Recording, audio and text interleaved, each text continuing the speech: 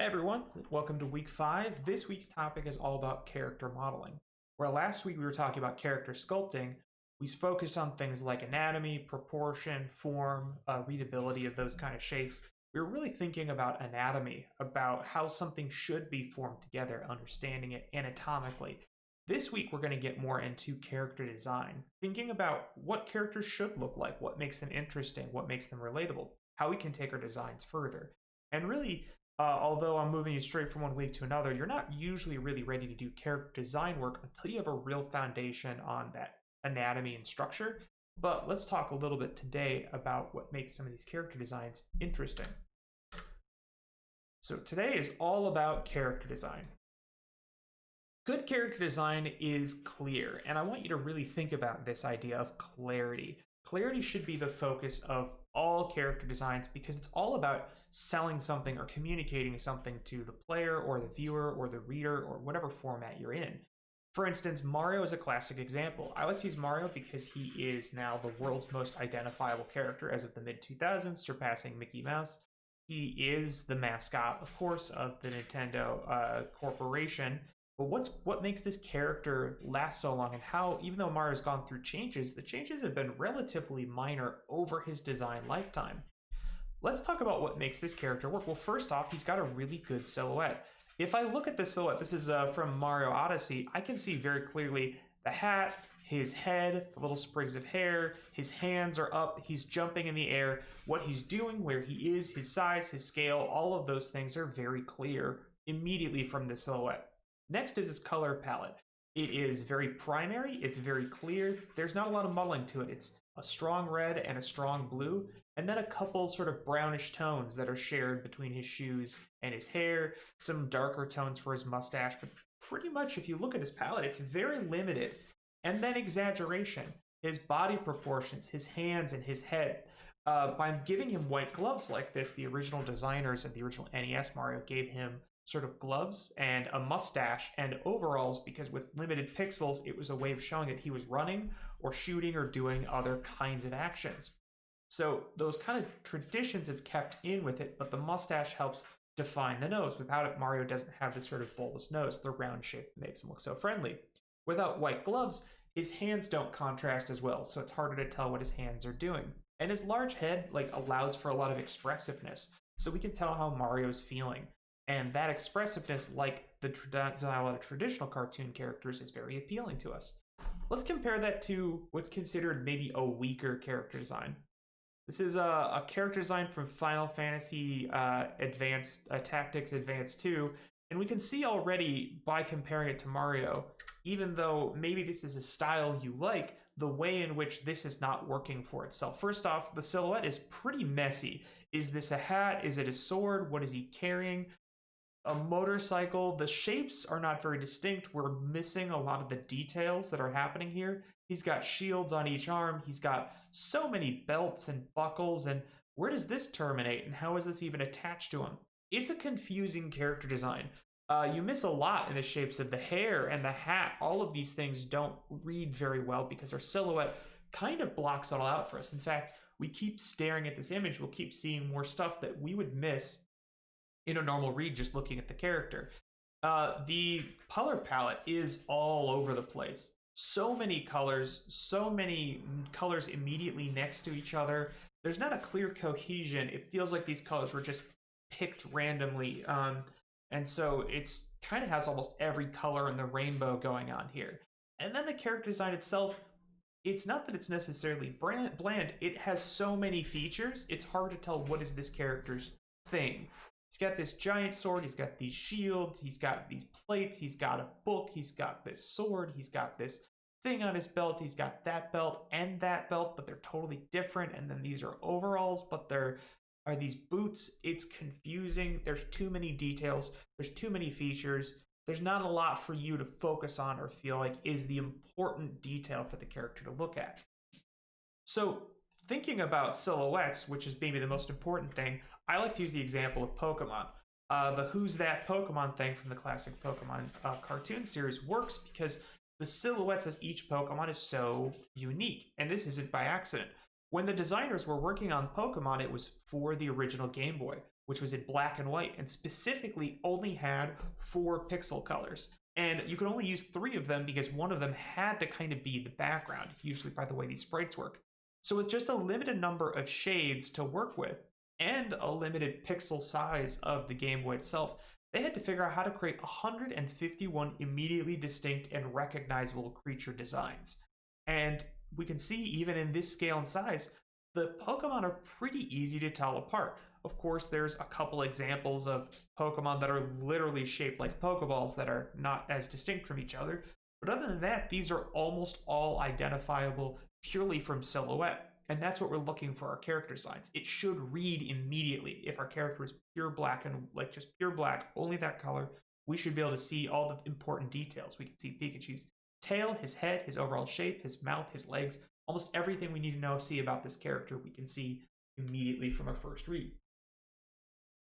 Think about what your character is unique.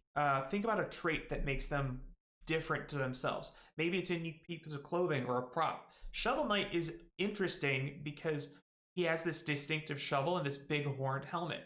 Some of the other features are shared by other characters, his rest of his knight pads, but what's important is Shovel Knight shovels. So his shovel is a huge part of his silhouette and his profile, and he has this big horned helmet, which is a distinct shape for him, and it makes him easy to identify on the screen. In fact, if you look at the other character designs from Shovel Knight, they all use very different shapes and very different silhouettes, and it helps them be instantly recognizable from each other. This is an example from the 90s of a promotional character Marvel designed called Combo Man, which was a combination of most of the traits. My favorite is that he has the Human Torch's knees, which gives him Human Torch powers, I guess. But we can see here all of these features together doesn't make him distinct or unique. It makes them an amalgamation of kind of bland or boring. It's like what I was talking about last time. It becomes bland when there's too many things. Pick one thing to exaggerate, maybe. The scale of the head, the size of a weapon, something like that. And try to come up with something that's going to set your character apart, make them memorable. I think League of Legends does a really good job of this with their character design. Whether it's Bronze giant like door that he uses as a weapon, or Teemo with his little blowgun and hat or something like that. Those things have become iconographic, and they're things that are memorable. Link with his unique sort of cone-shaped hat flipped backwards is an instantly recognizable attribute of that character. How can you create a piece of clothing that isn't just fit with the scene, but is unique to that character? Coloring is that creating that big palette is a really also important part of theme. Often in the history of comics, we talk a lot about pencilers and inkers and writers, but there were colorists who had a huge part to play in creating these iconic characters we know so well. And in fact, the techniques they had to use was really complicated before the advent of digital coloring to actually color these characters. And so they had to, by necessity, often bring their characters down to like 2 or 3 major colors. And that's kind of what's made these iconic, unique costumes so distinct. In fact, hero characters usually fill into these primary colors, as we see kind of in a lot of these, although you have a villain like Thanos in there too. And then our, some of our villains tend to fall into these secondary color traits, although again, Hawkeye and the Hulk, you tend to have some heroes in here too, but we tend to see the primary colors were usually reserved for the heroes, and the secondary colors were usually reserved for the villains. And that said about Hawkeye and Hulk, they both were originally kind of anti-heroes when they first started. And there is this element of Thanos thinking he's kind of the good guy. So like the way that these characters are colored is interesting and tells you a lot about what is being conveyed about their characters. And again, keeping those color choices narrow and very distinct is purposeful and creates really lasting and memorable character designs. Think about exaggeration. On the left is a suit of armor. It's what it is. We've seen it before, but it's not particularly memorable because it just looks exactly right. Whether we're talking about a costume design from a series like Mad Men or a fantasy series like Game of Thrones, the costume designers in there thought long and hard about how to dress their characters. And they weren't just thinking about accuracy to a period or history in Game of Thrones case, a style of medieval dress. They were trying to convey and express something interesting and something visually memorable about these characters. this Max Yenin Knight concept takes a usual suit of armor and then adds flourishes, details, cloth, clothing, that it makes something memorable, that tells a statement about who is maybe inside of this armor. I don't know who's inside of this armor. I have no concept of personality, but here I get some ornamentation. There's something military and yet noble about this. I wouldn't expect this suit of armor to be worn by someone like the Hound from Game of Thrones, who's not a knight, but sort of a mercenary for hire. This is, I expect, to be someone who's, a high status military fighting type nobleman. And these little details help the character stand out, not just from their shape, but their color, and it creates something interesting. We want to avoid repetitious shapes and bland kind of character designs. Something anime gets criticized a lot is a lot of series have characters with the exact same body type repeated over and over again, and it's not particularly interesting. Not to mention, having characters that all have very similar clothing or very similar faces isn't a particularly interesting thing for us to look at. It makes ensembles really boring. Often character designers think in terms of trios, and they'll design characters together. Think about The Legend of Zelda, about Ganondorf, Zelda, and Link are trios that when they're character designing for the next game, they always design all three of them together because they present a character triad that's really important in the design. Remember, your clothing is here to tell a story. Here's one of my favorite examples is Luke Skywalker from the original Star Wars series. We see this cocky, brash young farm boy turn into a war hero and then turn into a Jedi, but we also see this color story of white into gray into black. And in fact, the whole point of Return of the Jedi initially was supposed to be the idea that Luke could turn to the dark side. It was very possible. We see him start the movie like he's making threats, he's choking people out, he's using his friends to set a trap. And in fact, he gets closer and closer to that darkness until at the end, he decides to turn back to the light, and it's no mistake. But the costume designer added this little flap of white in his costume that would come open when he made this crucial character decision, showing that deep down inside, he still had the light in him. Ask yourself these questions when you're designing your character, when you're creating clothing or props for them. Where were they born? What were their parents like?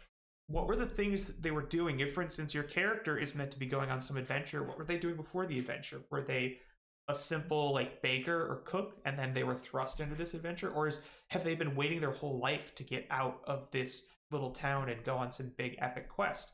Why did they change? What was the inciting incident that led them? And maybe the two most important questions to ask when designing a character: what does your character want? And more importantly, what does your character need? In the case of Luke Skywalker, we start him in this first movie, in A New Hope. He wants to leave. He wants to go on adventures.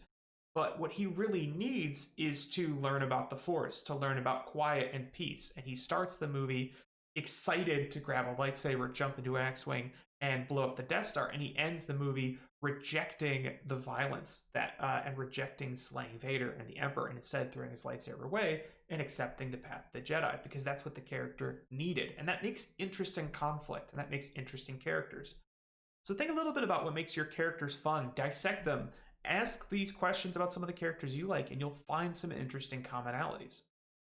So that's for this one today. The next video tomorrow, I'm going to be getting a little bit more into retopology, how we're going to take our characters that we've been sculpting and turn them into something usable, animatable, and something we can start putting some design, some clothing, some style into.